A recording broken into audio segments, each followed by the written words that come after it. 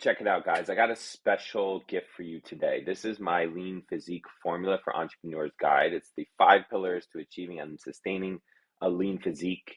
These are the 5 things that I kind of focus on as more daily habits and things that I build into my lifestyle. And then around that, I have a lot of flexibility.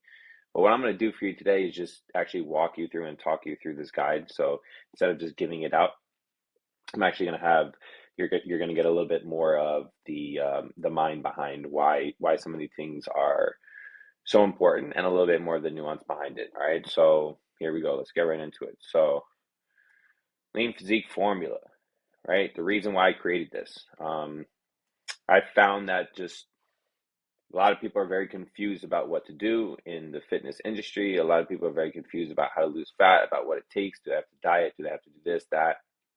And so I wanted to come up with a way to really simplify the entire process so that you could put your time and your energy and effort into the things that actually are going to make a difference instead of spinning your wheels and looking for the next thing that supposedly is going to give you the quickest results, and putting a lot of energy and a lot of effort into it, and it not really giving you the results that you want back out of it, right? So this is my way of cutting all that BS and fluff out and getting straight to what really matters. So the 5 pillars here that I created: strength training, metabolic conditioning, your protein intake, your total calories, your portion sizes, and the last one, but certainly not the least, is your rest and your recovery. All right. So this is like an 80% of the time, get really consistent with this. 20% of the time, live life, enjoy. But if you follow these things more often than not, then you're going to be in a really good spot. Okay. Let's get right into strength training here. So the basic pillars around strength training, right? One, you're going to have the right training split for a busy schedule. I usually recommend doing a total body training split, something that you can get done in like 45 minutes, maybe even you cut it down to 30 minutes, depending on how busy you are. And the reason I choose total body for a few reasons is, one, most importantly, if you're doing total body, let's say you miss one of your 3 workouts, you're still hitting a lot of your main movements. You're not going to be missing out on any major muscle groups. So that's the biggest one if you're really busy. And then for other reasons, it feels better on the joints. It's a little bit easier on the joints because you're training all your different joints versus doing a lot of volume on just one joint, like your hips or your shoulders. And if you have any issues or any arthritic issues, that can make that worse as well. So from an injury standpoint, it can make sense as well. Once you're consistent, you're showing up to the gym, that's where we need to make sure we're driving proper intensity, right? Well, first, technique. We have to make sure your technique is good, make sure you're consistent. Then we can start to drive proper intensity. How do we do this? Well, we want to make sure that we're selecting weights for your working sets so that by the end of the set, once you finish, you feel like, you can only do maybe another 1 to 3 reps. So that's what we call working towards failure. You could find that written as RIR, which is reps in reserve, or RPE, which is rating of perceived exertion. Reps in reserve, you'll see written out as just one number, like a 1, 2, 3, 4. And that just means you have 1 rep in reserve after. So if I do a set of 8 squats, and by the 8th rep, I feel like I could maybe do 1 more rep, that's 1 rep in reserve. If I feel like I could do 2 more reps, that's 2, right? So the higher that RIR number is, the easier the set feels. The lower it is, like a 0 or a 1, feels like you're right up against that failure point. RPE is the other way around. So on a scale of 1 to 10, 1 being really easy, 10 being really, really hard, how difficult did that set feel? And you can think about it similarly, like an RPE of 10, 10 out of 10 feels like you went to failure. You didn't have anything left to give. 9 out of 10s, maybe like 1 or 2 reps left. 8 out of 10, maybe like 2 or 3, right? So it's a little bit more left to interpret with the RPE based on the individual. But both of those are ways that you can use intensity to measure your training. And if you're not getting intense enough, you're not going to see the results that you want. And then volume. We want to make sure you're doing the right amount of volume, not too much, not too little. Too little, you're not going to see the results. Too much, and you're just going to be wasting time and energy, especially if your recovery and your nutrition isn't in check. So 10 at minimum up to 20, usually maximum of sets per muscle group. So think of, your pulls, your presses, all of those account for, right, chaining those same muscle groups, chest, pecs, shoulders, kind of thing, if you're doing presses. So any sets that you're doing throughout the week, you get to a minimum of 10 sets, especially if you're really, really good with your technique, and especially if you're really, really good at dialed into the number two here, the proper intensity. So if you get good technique, good intensity, you really don't need a lot of volume, and you can drive results without overdoing it and overstressing your body. So if you're doing a three time a week um, total body, and each of those 3 days you're doing, let's say, 3 sets of a pressing exercise, that's 9 total sets for the week. That's pretty close to 10. Let's not split hairs. You can start off with that. Let's get consistent with that, see what results we get, and then we can increase from there as needed, right? But keep it really simple. So training wise, that's where we're starting off. All right. We're going to go next to metabolic conditioning here, right? So conditioning, um, it's not the best way to lose body fat. People tend to think that it is. Like, if I want to lose fat, let me do more cardio. But that's not really the case. You're going to be much more efficient and effective losing fat from a nutrition standpoint, which we're going to get into next. But what metabolic conditioning does do is it gives you a lot of energy. It improves your recovery, and it improves your longevity of life, right? So if you're more energized, if you feel more alive, if your recovery is better, so you're getting better quality sleep, you're not as sore and fatigued and beat up after workouts, it's going to put you in a position where you're much, much, much more likely to continue to be able to train efficiently and consistently, since you're not so beat up all the time, right? So this is like the underlying thing that kind of keeps everything really consistent in the background, um, as well as it keeps, gives you really, really good recovery. So the most important part of metabolic conditioning, this is where, again, most people get this screwed up, is they look to burn the most amount of calories. So they look at the high intensity, or like, hit training methods and things like that are going to burn more calories per unit of time. But really, in order to build up a strong conditioning base, you need to spend about 80% of your time total doing conditioning, um, with your heart rate about 65 to 70% of its max, versus like a high intensity thing, which is more like 85 to 90+% of your max heart rate. So it's that lower intensity conditioning that actually gives your body the ability to recover a lot quicker. And so 80% of your time, right? So if you're doing, let's say, 120 minutes of cardio through the week, which is 2 hours, which is kind of minimum what you should be looking to do. 80% of that, so about 85 minutes, 90 minutes of that out of the whole 120 should be very low intensity, steady state. The other, what are we talking about? Another like 20 to 30 minutes can be a little bit higher above that, and be some higher intensity training, right? So maybe that looks like 2 sessions of 45 minutes of base cardio where your heart rate's pretty low and steady state, and then maybe one 25-30 minute piece of cardio where we're doing some more intervals and we're driving that heart rate up a little bit higher, letting it recover and doing multiple rounds. All right. So metabolic conditioning is super important to understand that, and so you don't overdo it. Again, a lot of this is going to be about being consistent versus being perfect, and nailing every single thing that you have to do here. Let's move on to protein. Third pillar. Everyone hears about protein. Why is it so important? Well, it is important for muscle growth, recovery from training, recovery from stresses of life. Without proper protein amounts, your body's going to remain stressed in an unrecovered state, and that's going to just continue to lead to more fatigue, and it's not going to aid with feeling your best. And then in terms of your body composition, right, without getting that protein back in, you're going to have a really hard time building muscle, and then your body will become inflamed and eventually, right, start to just put on body fat instead of putting on more muscle mass.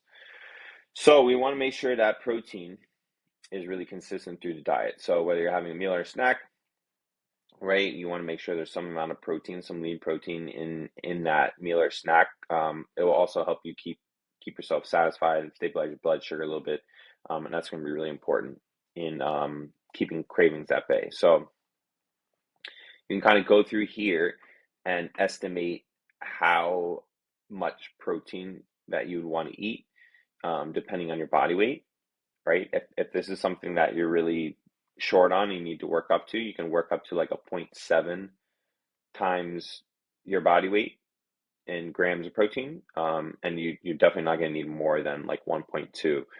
But for some people that really enjoy eating protein sources, um, right, that's an upper limit that, past that, you're probably not going to get much benefit in terms of building muscle, right? So once you're in that range somewhere, then you should be good to go. So, and then once you have your protein goal, spacing the protein out through the day will be helpful in stabilizing your blood sugar a little bit more, and reducing cravings. And then just familiarize yourself with, right, how much is a serving, what are your kind of top protein sources, and how much do you need to get servings, to get a full serving size. And something I recommend too is starting your day with a big hit of your protein, like a quarter to a third of your protein needs for the day in the morning. So that's just going to set you up with good energy for the rest of the day and make sure that you're on track with that. All right, here we go. We're going to move on to our last couple of pillars here. All right, so your total calories, portion sizes. So calories in, calories out is the number one rule of weight gaining, weight loss, right? You're going to hear a lot of things about how there are other things that are affecting fat loss. There are supplements that are going to work magic and burn fat, and fat burners and HIIT and this and like all this stuff, right? Um, certain like diets like keto or Atkins, whatever you want to call it, the carnivore diet, right? The only reason any diet works is because they somehow are going to get you to restrict calories and or, right, move more, but some combination where you're going to burn more calories than you're intaking. And if you can sustain that for a long enough period of time, then you lose weight, right? Anybody who tries to tell you otherwise doesn't really fully understand what's going on. Yes, hormones and all these other things can affect weight loss. What they do is they're giving you signals internally that may make it much more difficult to maintain a calorie deficit, but they don't actually make this rule not true. This rule is still true. So if you're not gaining, if you're not losing weight, you have an established calorie deficit, there may be other things that are working against you to make that really difficult, much more difficult than someone else. But this is still the case. This rule is still the case. So we need to understand this and then figure out how do we make it easier for you to sustain a calorie deficit longer term, so you can so you can lose weight and then sustain that weight loss, that fat loss, right? So, how we do this isn't just eating less and cutting out foods. It's choosing the foods that actually fill you up and satisfy you, even though they're less calories, right? So that means choosing foods that are whole foods, nutrient rich, fiber rich, about 80% of the time, and then 20% of the time, right? That 80-20 rule. Enjoy the foods you love, right? So the idea is like whole foods, the way they're grown, right? Protein sources, plant foods. Those foods, when we eat them and chew them and swallow them, they're digested and broken down at a much slower rate. And that's kind of how we've evolved. Our gut has evolved with those kind of whole foods over, thousands and thousands of years. And that's just kind of, we've evolved with that and it satisfies us. When we kind of hijack that system with processed foods that remove nutrients and fiber, right, we're kind of disrupting that normal digestion process, and the food gets more rapidly digested and absorbed, and then it gets into your bloodstream, and then our body's not used to having that much energy all at once, and then it has to take it and store it, right? That's insulin storing it as fat. Now, if you move again and you're active, right, you'll get that reversed out, and that energy will then be used during exercise or movement or anything like that. However, um, if we're having more of those processed foods more often than not, we're going to have a really hard time because our body signals, our internal signals are not going to be working with us. They're going to be working against us. So if we prioritize foods that kind of work with our body, that our body's used to, we're much more easily going to be able to control that calories in, calories out equation. Still 20% of the time, you want to give yourself that um, that food that you really enjoy and love so that this can be a sustainable process. All right. So understanding your approximate serving sizes, you can either do that with a hand portion size, and I explained some of the stuff right in here. Um, Either that or by actually, and this is something I highly recommend if you've never done it before, actually taking a little bit of time to track all of your food, weigh it out and track it. And not to be perfect, not to be anal, to just start to bring some awareness around the foods that you're normally eating, what's actually in them, and are they giving you the right amount of nutrients and fiber that's going to help you sustain this calorie deficit. And if not, it's a great chance to actually look and evaluate and start to make some simple changes in what you're eating regularly. And some simple swaps here and there can make a huge difference in how many calories you're intaking without making a huge difference on how hungry you might feel, right? So that's really where it comes down to, and tracking will just bring some awareness around that. It's not about being perfect. It's not about getting exactly the right amount of calories and macros. It's about bringing awareness to where you are now compared to where you would like to be in the future. And then you can start to just close that gap up. All right. This combination or these formulas down here are going to be really helpful for you to figure out approximately how many calories you should be intaking if you're trying to lose weight, sustain weight, gain weight, right? Now, these are obvious. These are going to be highly variant and fluctuate a lot based on how active you are, your own metabolic rate, right? How much muscle you have, like a ton of stuff, but like a good range nonetheless for you to start, and kind of then you can make adjustments from there. So if you're fat loss, 10 to 12 times your body weight in total calories. Maintenance is usually 14 to 16. Bulk is like 18 to 20. If you're really active, you're going to be on the higher side of these things. If you're not as active, you're going to be on the lower side of these things. And then remember, you're not a static number, right? So this is where, like, if your sleep is crap, if your nutrition is crap, if you're having a lot of alcohol, all those kind of things, if you're doing really high intensity workouts, you're not sleeping, not recovering, not having your low intensity conditioning in check so you can recover properly. All of that's going to start to impact and send signals to your body to eat more, right? To not be as satisfied because your body's under a lot of stress. So it's trying to manage that stress by intaking more calories so it can recover quicker. However, what we want to do is interpret those signals and say, okay, we know we're off. So what our body really needs is more rest, a little less alcohol, a little more nutrients, not necessarily just more calories. And those signals can get a little screwy sometimes. Our body sometimes doesn't, we can't interpret those signals quite right. So we give our body nutrients, rest, right amount of portion sizes. It will, right, some of that stuff will balance out, and your metabolism will be a little bit more consistent versus being up and down a lot more depending on if you're eating well, if you're not sleeping, not eating well, things like that. All right, that leads us right into our last pillar here, rest and recovery. All right, this may be, I think, the most overlooked pillar, right along with nutrition.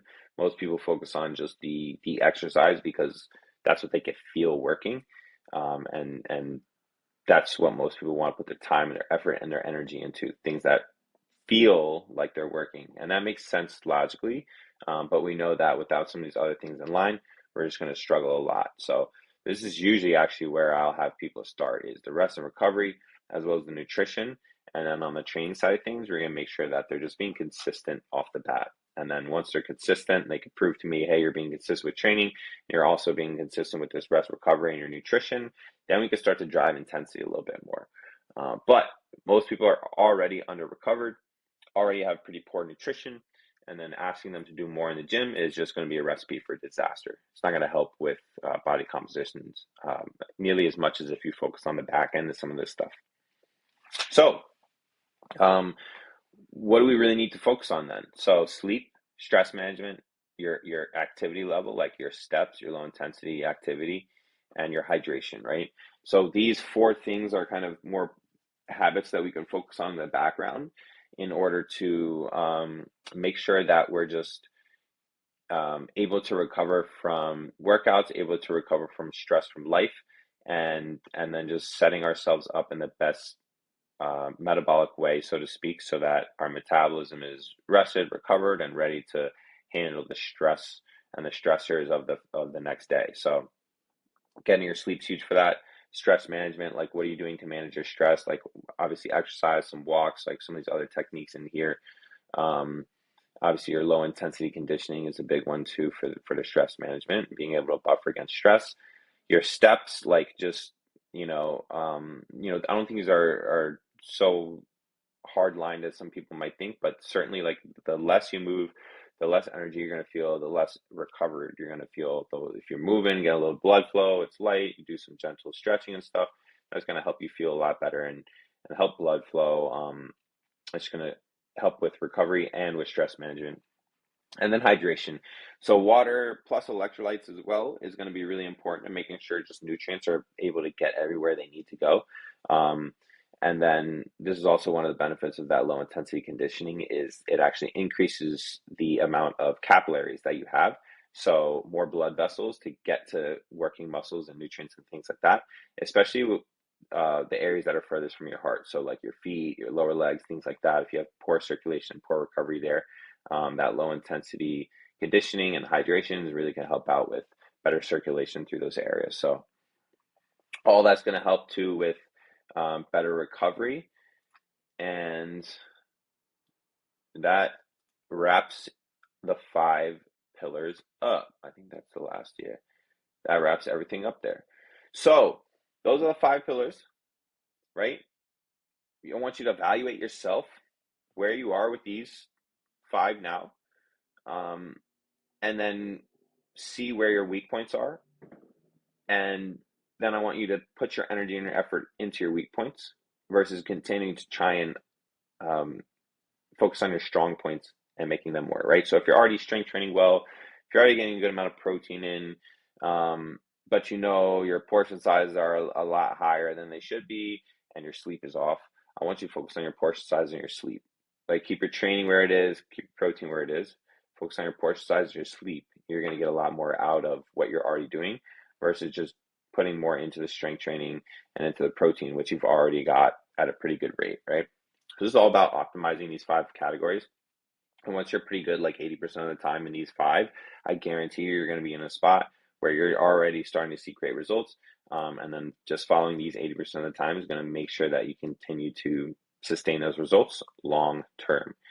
If you want a PDF copy of this for yourself, you can reach out to me, either message me on social media or you can send me an email, fitasbruck@gmail.com, and everything will be down in the show notes. So you can reach out to me there, and then I'll send you a copy of this for yourself so you can have it for reference. Otherwise, thank you for watching. Make sure you subscribe to the channel so you don't miss out on more longer form content just like this. And talk to you guys soon.